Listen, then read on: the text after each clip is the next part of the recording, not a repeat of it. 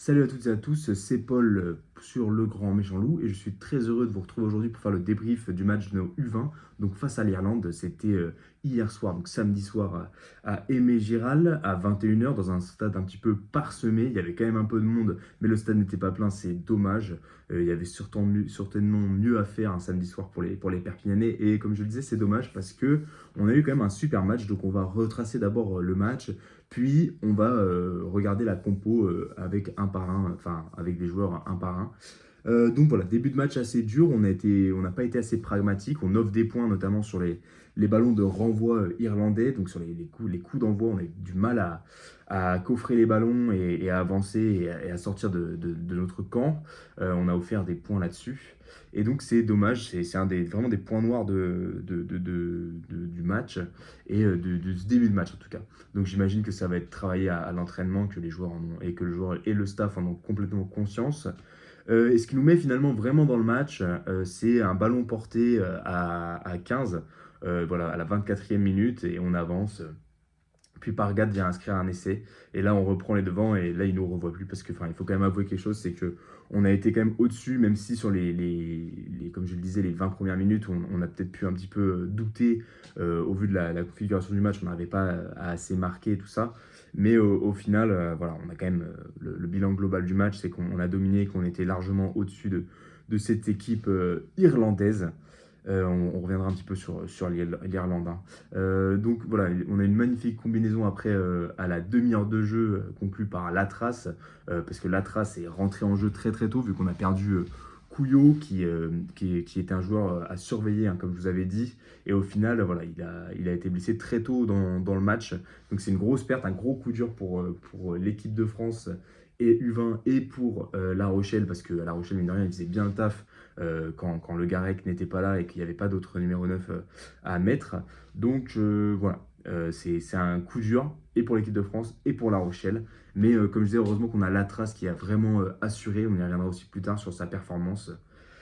Donc ensuite, comme je le disais, on a vraiment un problème sur les renvois et on a été pas mal pénalisé donc, en cette fin de première mi-temps. Donc on se met en difficulté alors qu'on est un de plus. J'ai trouvé ça aussi, c'est un point, dès qu'on a été un de plus, ça s'est pas du tout ressenti. Limite, on a été moins bon quand on était en supériorité numérique. Donc ça, c'est aussi un petit aspect problématique. J'imagine que c'est le temps que la machine se rôde, il n'y a pas de souci là-dessus, il n'y a rien d'alarmant, mais c'est quand même quelque chose que j'ai pu remarquer.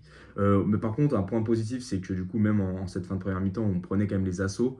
On a été plutôt efficace en défense. On a vraiment des serial plaqueurs, notamment en troisième ligne et en première ligne aussi, ça a fait vraiment le taf.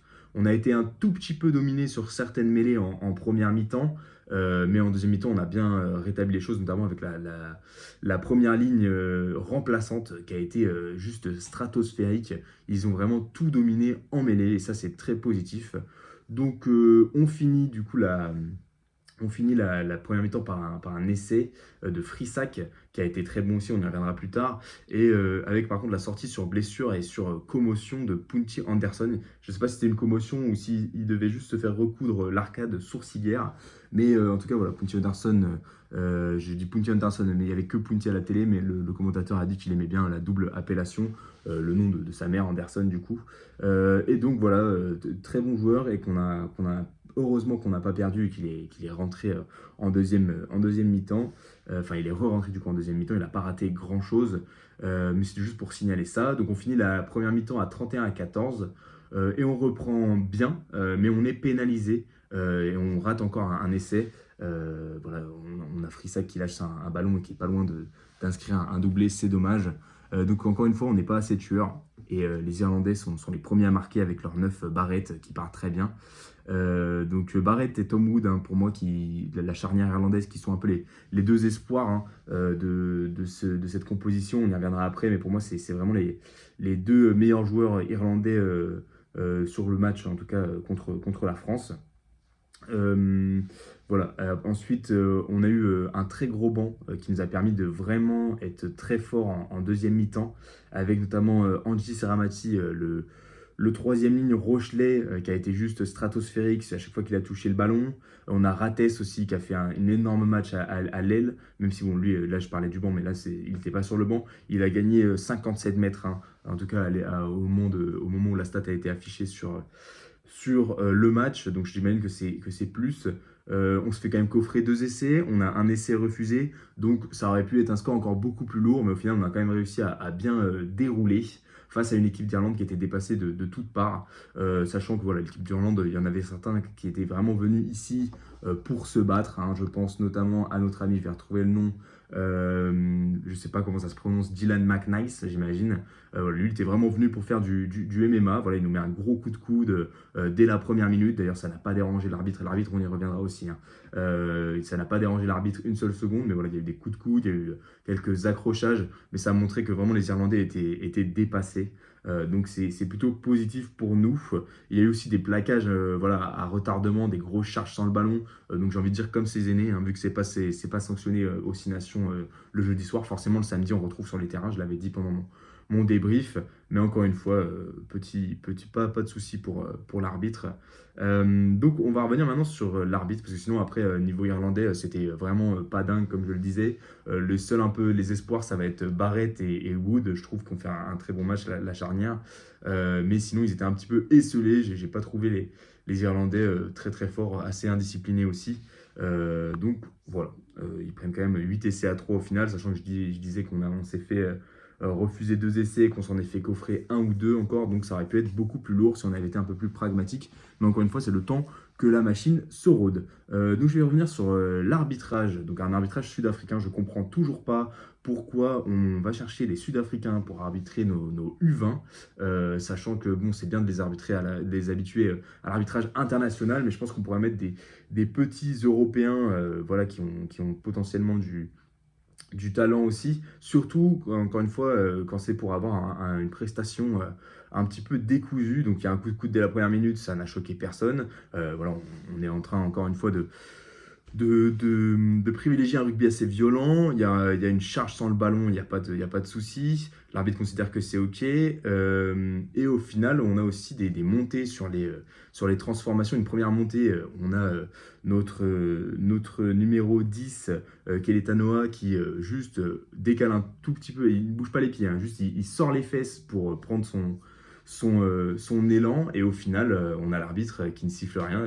Et en fait, à un moment où il sort les fesses, l'Irlandais pardon, prend sa course et du coup arrive à contrer le ballon. Mais du coup, c'est pas du tout un mouvement et l'arbitre considère qu'il n'y a rien. Et c'est bien dommage. S'il considère qu'un petit mouvement de fesses à l'arrière, c'est prendre son élan, voilà, je pense qu'à ce moment-là, à la première respiration du buteur, on va pouvoir partir. Donc c'était assez problématique, sachant qu'après, il y en a eu une autre avec le même cas de figure. Et au final, l'arbitre a fait retirer. Donc ça montre qu'il y avait vraiment un problème. Et ça m'a fait des petits souvenirs de Thomas Ramos et de Chelsea Codby en 2023. Comme quoi, c'était pas si dur de faire retirer finalement, hein, la transformation. Petit message à Ben O'Keefe. On y reviendra aussi un petit peu sur un autre format, l'arbitrage de Ben O'Keefe ce week-end. Encore une fois, des arbitres qu'on importe entre guillemets et qui sont d'un niveau un peu calamiteux. Moi, je suis pour, hein, l'échange des arbitres à l'international. Ça nous habitue pour les compétitions internationales à différents arbitrages. Comme ça, les arbitres nous connaissent un petit peu. Mais quand c'est pour faire des petites prestations miteuses comme ça, bah, c'est pas vraiment la peine. Voilà, je ne vais pas m'acharner beaucoup plus. Et au final, bon, c'était un match, hein, relativement facile à arbitrer vu qu'il n'a pas eu de grosse influence sur le match. Maintenant, on va revenir sur nos joueurs en leur mettant chacun une note comme d'habitude. Donc pour toute la première ligne, donc on avait Frissac, Bass et Pargad, j'aurais tous mis un 7 parce que voilà, je les ai trouvés plutôt bons. Ils ont eu de l'impact physique. Le seul petit bémol, c'est que ils n'ont pas assez dominé en mêlée, je trouve. Ça a été mieux avec la deuxième première ligne, entre guillemets. Et ensuite, en deuxième ligne, on a Véchambre qui a fait un gros match, qui a joué tout le match et qui s'est récompensé avec un essai. Le géant, il fait plus de 2 mètres, donc je lui ai mis un 8 parce que je trouvais que c'était une très bonne prestation. Punchy Anderson, j'ai trouvé qu'il avait fait une bonne prestation et qu'il avait bien su revenir malgré sa blessure à l'arcade et potentiellement pardon, sa commotion. Et du coup, ce sera un 7 pour lui. Ensuite, on a en troisième ligne le capitaine Marzullo. Je lui ai mis un 8 parce que voilà, c'est vraiment un ferrailleur très important. Capitaine, je trouve qu'il a bien géré chez les hommes aussi. Et voilà, comme je disais, ferrailleur qui met tampon sur tampon. Martin Bonnard, je l'ai un petit peu moins vu pendant le match. Peut-être que c'est une erreur de ma part, mais du coup, je vais lui mettre un 6 parce que je trouvais quand même que la troisième ligne était énorme. Keletanoa, pareil, ferrailleur. Il nous a mis des énormes plaquages. Il a été là au déblayage et c'est le cas là pour toute la troisième ligne. Donc, je vais lui mettre un 8 aussi. Couillot, je vais pas pouvoir le noter parce que il est resté que 20 minutes. Mais bon, sur les 20 minutes qu'il a fait, c'était plutôt pas mal. Par contre, on va noter son remplaçant, Latras, que je compterai pas dans le banc, vu que il est rentré tellement tôt. C'est comme s'il avait été, enfin, c'est pas comme s'il avait titulaire, mais c'est comme s'il avait été titulaire, pardon. Mais c'est quand même une performance qui mérite une note à part entière du banc, selon moi. Donc Latras, je vais lui mettre un 9 parce que je trouve qu'il s'est très bien adapté. Il aurait pu avoir quelques hésitations. Au final, il a très bien animé, donc je vais mettre un 9. Ensuite, en numéro 10, Keletanoa, je l'ai trouvé plutôt pas mal aussi dans l'animation. J'en attendais un petit peu plus. Je trouve qu'il perd de l'énergie sur certains trucs. Il fait semblant, il feinte en fait à chaque fois de partir rapidement, même quand la pénalité a été sifflée il y a 15 secondes et que tout le monde est replacé. Je pense qu'il économise un peu son énergie. Au niveau des transformations, il n'a pas tout mis, même s'il y en a une qui est vraiment frauduleuse, vu que l'Irlandais part avant. Donc il a fait comme il a pu, mais sinon c'était vraiment pas mal, donc je vais lui mettre un 7. Ensuite, on a Rates à l'aile. Je trouve qu'il a fait pareil, un gros match. Dès qu'il a pris le ballon, il a fait des différences.